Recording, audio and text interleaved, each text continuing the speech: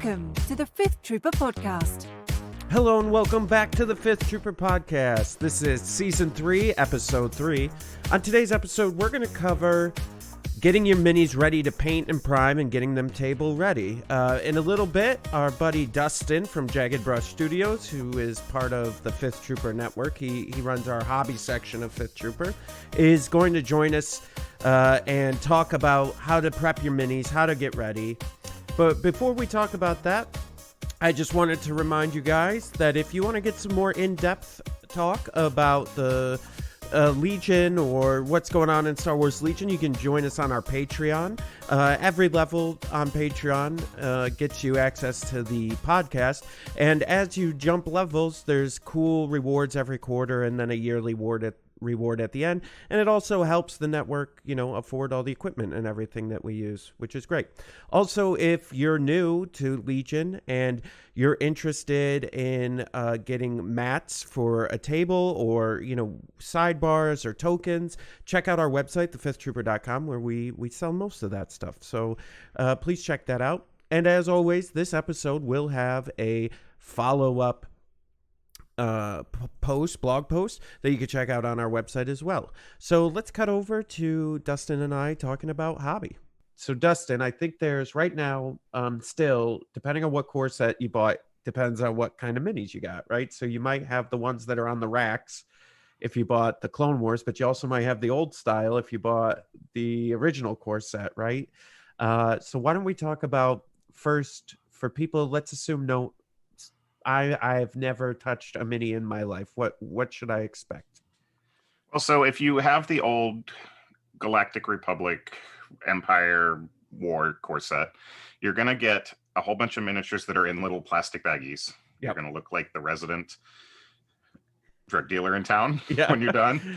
But everything's going to come in a plastic bag and minis loose, which is different than many other miniature companies you've seen. They're going to be a softer plastic, more pliable, but they're all they're pretty foolproof because you don't have to cut anything. You don't have to do any of the hard work. You just have to glue them together. So what you're going to need for those is just some kind of super glue, honestly, any kind. I personally use Gorilla Glue. Same. The green cap. I know people that use Loctite gel. I would recommend gel over the liquid stuff. Yep. It tends to be less messy. And the number one tip, and this will kind of go for most of the stuff that we're going to talk about today for assembling miniatures, is that more glue does not equal more stick. Right. Yes. Yeah. And so be sparing. Super glue, I'm not going to get into the science of super glue, but it doesn't need a whole lot to work. So you're going to open this box up. You're going to find all of these loose miniatures that are in baggies that are all parted together. The nice thing is those only press fit together one way. So you don't have to worry about, unless you press really hard, you don't have to worry about mixing up people's arms, getting the wrong heads on places. They're pretty foolproof, honestly. Yeah.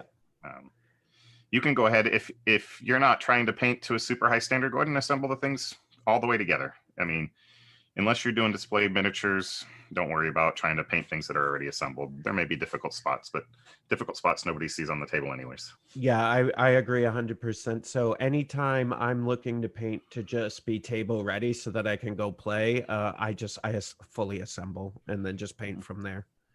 And if you decide you don't want to do that, they press fit well enough that you could leave them unglued, and then you could take them apart and put them together as you're painting it. And then when you're all done, glue them together. Yep. So I do that a lot of times. Okay. So let's cover the other core set. So now this is where we get in the racks, right? And so kind of describe that and explain what they're going to have to do here. Yeah. So if you have the clones and the droids core set, then you have a completely different experience here as far as the droids go. Now the clones are still plastic and in bags, from my understanding, except for a couple pieces. So I think they're all in bags though, so they're going to glue together much like the other core set, super glue for the clones. Droids all come on sprues, and for these you're going to need a good set of hobby cutters. They look kind of like wire cutters, but they're not. Don't use your wire cutters. You're going to nick up the plastic. You can get a decent set of hobby cutters. They're going to work well enough for a couple bucks off of our website. on our website. Off of I was thefifthtrooper.com. Yeah, I was going to say the local fifthtrooper.com website. Yeah. I got interrupted by Jay there. But you can order them on there. We sell them on there. You can use a hobby knife as well. I recommend the cutters instead. Of course, all the different things need to be really sharp that you're using to cut. So you're going to need to cut them out, and then instead of super glue, you're going to want to use some kind of plastic glue. My personal one is Tamiya extra thin cement. And the reason these are different, it's a different type of polystyrene plastic, and the cement will actually melt the pieces together. They are much more permanent than super glue. Once you assemble them, there's no going back. So if you assembled them incorrectly with the plastic glue, your droid's body's just on backwards. But you do, I think too, though, you have a little bit more time than you do with super glue, which is nice. But yeah, once you fit them and you've let go, about 10, 15 minutes later, that's it. And I think that's an important thing to notice with the droids is that unlike the other three factions, the droids can be assembled with parts in the wrong spot. Yeah. So you can put the legs on backwards on accident. And done it. Yeah. Yeah, I've done it. I did a whole squad that way. So make sure that you can test fit everything for the most part together and say, okay, how do the legs go on? Make sure it looks right. And then apply your glue. The nice thing is once you've press fit them together, all you have to do is take the brush with the plastic cement and touch it to the piece. It seeps into where it needs to go and does all the work for you. Yeah, I've noticed some glues, army painted, they have like this really long, like small metal tube that goes in it too. That's kind of nice to get into some of those spots as well with that plastic glue. Yeah. They, anything to keep it from getting all over the miniature, because it will soften the plastic. It will make it so that you can get fingerprints in the plastic if you get that stuff all over the place, and it makes it real sticky for a little while. Yeah, positives and negatives. Super glue positives are it's quick, it's pretty painless and easy, and if you really want to take it back apart, you can kind of snap it a little bit and it'll crack and you can pull it apart. Negatives are you glue your fingers together really easily. It's really fast acting, so once you've done it, you're kind of in, like it's gonna happen quick. And then plastic glue is way better for the harder plastics. It's a little bit more forgiving in the short term, but then once it's in, and then it's kind of melting your plastic. So just overall, yeah. Okay, so Dustin, I've decided that I'm gonna assemble all my miniatures. I put them on their bases. I want to paint them now. What steps do I need to take to start getting ready to paint? So you're going to hear a lot of different things. First, there's going to be a lot of people that tell you to wash your miniatures with soap and water. I don't. I did start with Legion, and then I realized that it didn't need it. Yep. But one question that I see universally come across with new players that have never done any hobby work is, well, do I have to prime my minis? And the 100% answer is yes. Every single miniature that you put paint on needs to have a primer base coat. The primer gives some texture for the paint to grab onto. Yep. If you are applying paint to something and it just seems to be all of a sudden beating up in one spot, that's because you probably didn't prime it. Yep. And so there's a lot of different primers out there. Army Painter has their own brush on primer. It works really well. I use it when I don't feel like firing up my airbrush. I'll grab it, put some on a palette and just slap it on a mini. It dries fairly quick. I think that's kind of nice too for people in colder climates like myself. It's hard if you're spray painting, right? Instead of airbrushing it, if you're spray painting primer, that's really hard to do in the cold. So having a brush on primer is really nice. Yeah, I wouldn't want to brush on primer like a whole box of miniatures because it's just time consuming. Yeah. But if I'm just sitting down to paint, a Darth Maul or a one commander, and I don't feel like going out to the garage or, like I said, firing up my loud air compressor, I'll just grab the brush on primer and throw it on there and let it dry while I do something else. But probably the most common primer that you're going to see is people using spray primer. Yep. There are multiple different brands. You don't have to buy like the expensive $7 Krylon stuff. You don't have to buy automotive primer. You just buy some decent primer that's going to work well. Krylon makes good stuff. There are Army Painter ones that are color matched. So if you don't want to, if you want to paint your army blue, they have a blue primer, and that's your base coat as well. So Yeah, what I do is my recommendation is their Walmart, right? Like cheap. You go, Rust-Oleum has a $2 paint. All you got to do is make sure it bonds to plastic. It'll literally say right on the label, and they have every color in the world. I've never had a problem with it. And what you got to do though is you do have to be careful when you're spraying. You want quick, fast coats over it, and you don't want to hold it over a mini for too long, because that's where you start getting into trouble, because it'll start to water and like leak out everywhere, and that's not what you want. yeah, so, and you got to worry about the weather with spray primer. Yeah. If it's too humid, you're going to get fuzziness. If it's too cold, it's going to be fuzzy. It's going to, basically what's happening is it's drying before it hits the model. Yep. And so you've got to really plan for spray primer.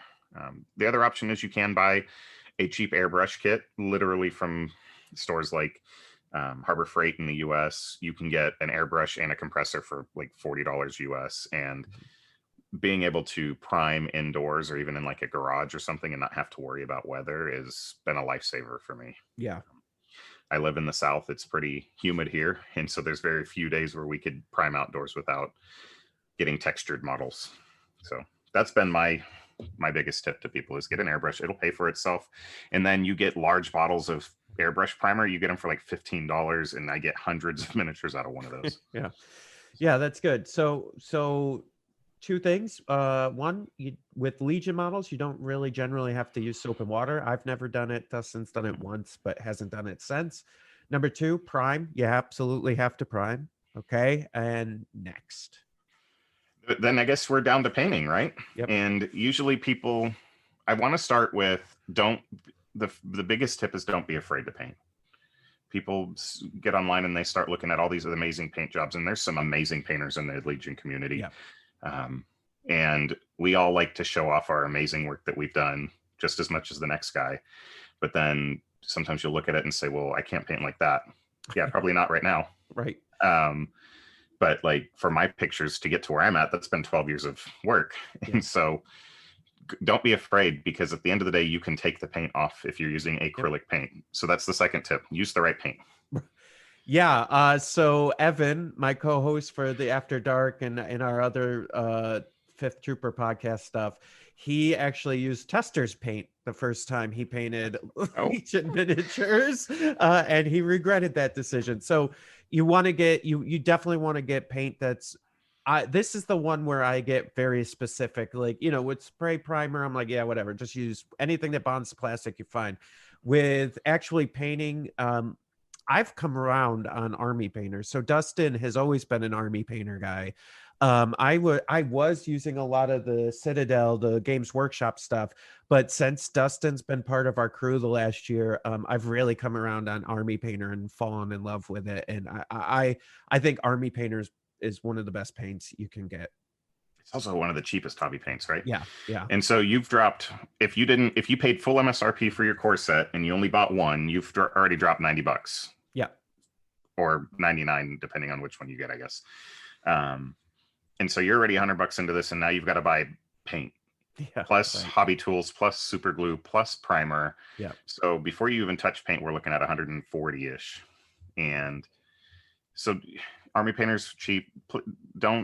I'm going to tell you, please don't go with the Craft Apple Barrel. Yeah. With $90 stuff per bottle. You'll find people saying you can use it.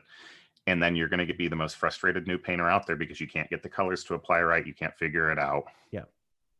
Just don't. Yeah, this is one of those weird things where the paint is designed for the miniatures, and you're going to be, back in the day when I worked at a guitar shop, people would always come and want their kids to play guitar, and they want to get them the cheap, like $50 guitar. And I'd be like, don't do that, because they'll hate it from the beginning. Right.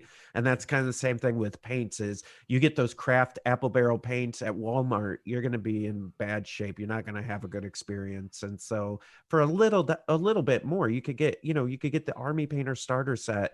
I found, I'm actually working on I was telling Dustin about this. It's kind of an experiment where we're doing Marvel Crisis Protocol, but I'm trying to paint them all with just the starter set of Army Painter paints, because you can mix paint to make new colors, everybody. Like, and if you don't know about color mixing, just look it up on the internet. It's real easy. So with like the base, your primary and secondary colors in painting, you can mix and create basically any color you want for the most part, right? Your pinks and are a little tougher, but like, hot pinks, I mean, are a little hard to come by, but everything else you should be able to mix from like the starter set of Army Painter paints.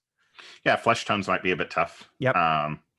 And because flesh tones are so unique. So, but I think that kit it comes with like 10 paints and a brush and a couple washes. Yeah. Yeah. It comes with the silver paint, so metallic paint, a wash, and then all your base paints. And it's black, white, red, blue, yellow, green, like everything you need to get started. And I love it. I love it. The base set is so good.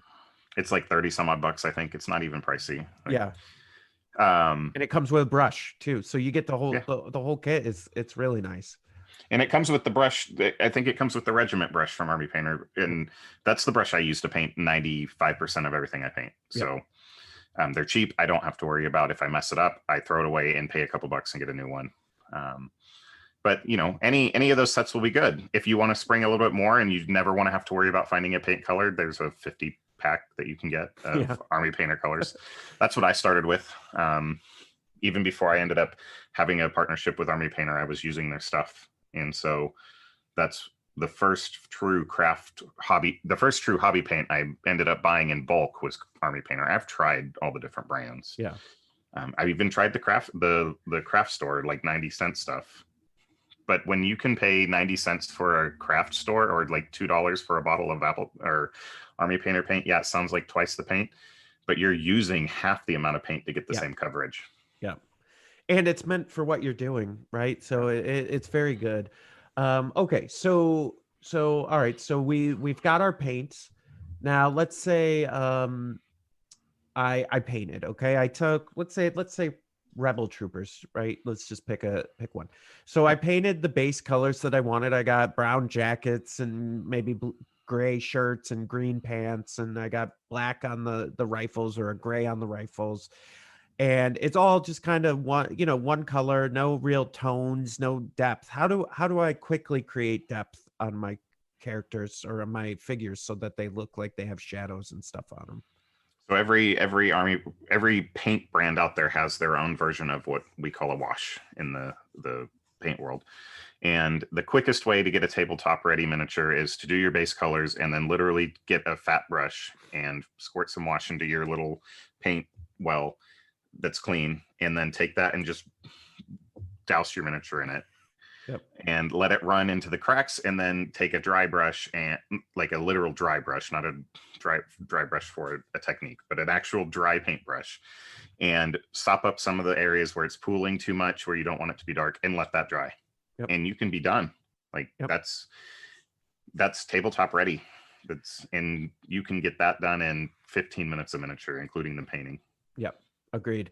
Yeah, and honestly, for some of you, if you plan, we're going to talk about this later in the series, but if you plan on going to tournaments, most tournaments are 3-color.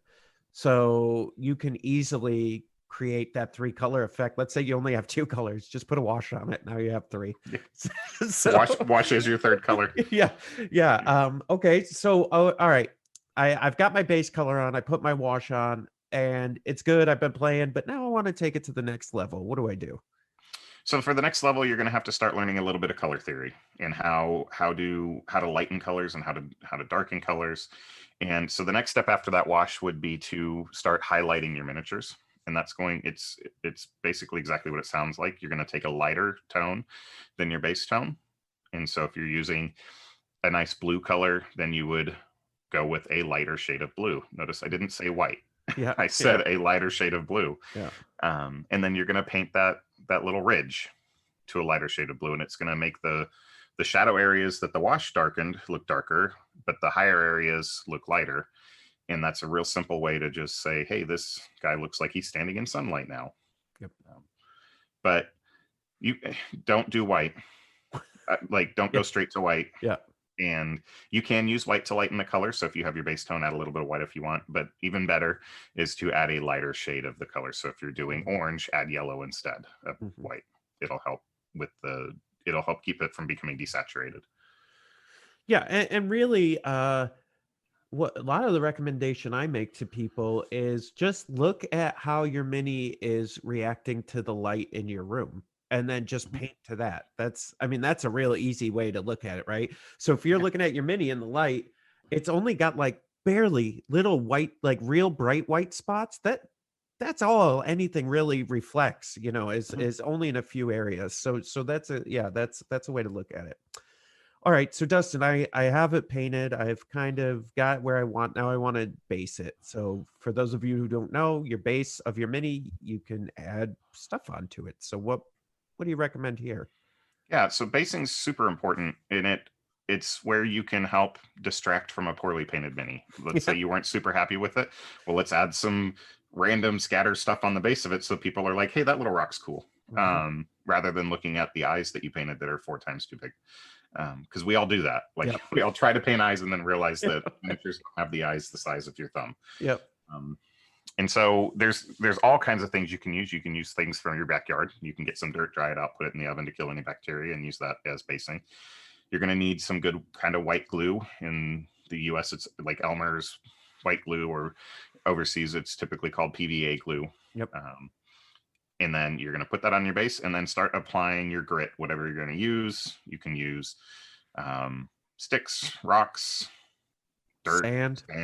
Yep. If you want to buy it, there's all kinds of companies that make stuff. Again, Army Painter has a bunch. I use some of their stuff for basing.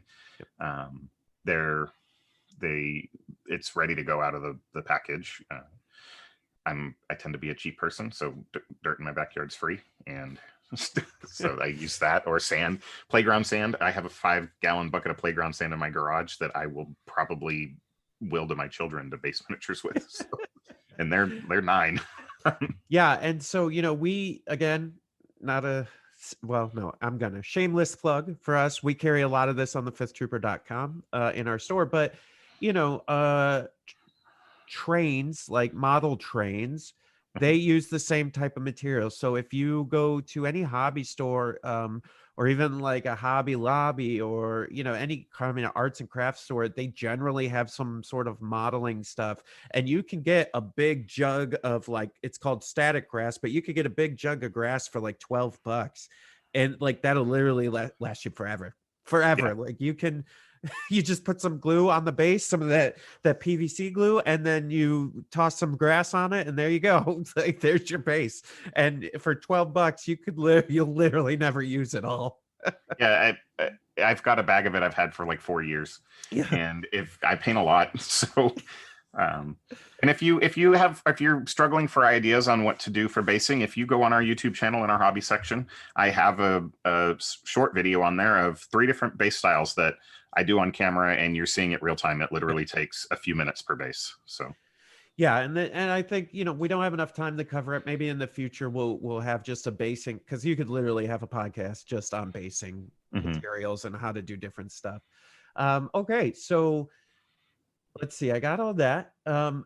Here's a recommendation I would make, and then Dustin, I'll let you give us just some like high level recommendations. I always say, if you're painting a unit, like let's say you have a rebel unit, if you really focus painting the unit leader and the heavy weapon, those are the 2 that people pick up the most, right, when they look at your miniatures. So that's what I would spend all my time on, and then just kind of go as fast as you can through the like nondescript units. Or like especially the rebels are a really good example. Even more so than the heavy weapon, I would focus on the unit leader and like the Duros, because he's different, so he's going to stand out. Yep. And so spend some extra time on that guy. People are going to pick him, naturally gravitate to, oh, that guy's got a different head on him. What's he look like? And like with droids, like nobody picks up a certain one. They just grab the tan one. So and then you spend a little bit of extra time on your unit commanders, like your Darth Vaders, your Grievuses, your Dooku's, those things. because they're going to be the ones that people actually gravitate to towards the most, or your vehicles. Yeah, exactly. Any vehicle or hero unit, those are the ones people are going to want to see.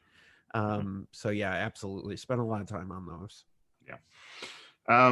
The other biggest tip I like to give to new painters is, especially if you used your wash, and especially if you've used some different paints have this, but they tend to be really shiny and glossy, and they actually just look really bad because it's overriding your natural shading and highlight. And this next step will do two things, but apply some kind of varnish to your miniatures. One, it'll protect them when you're playing from finger oils that'll break the paint down over time. And for two, if you use a matte varnish, it'll help kill that shine so that you can see the natural shading and the highlights. And many times I'll be looking at an unfinished mini that I finished painting, and I'm like, this could be better. And then I hit it with a matte varnish, and it lets the natural paint work come through. And don't use deck sealer.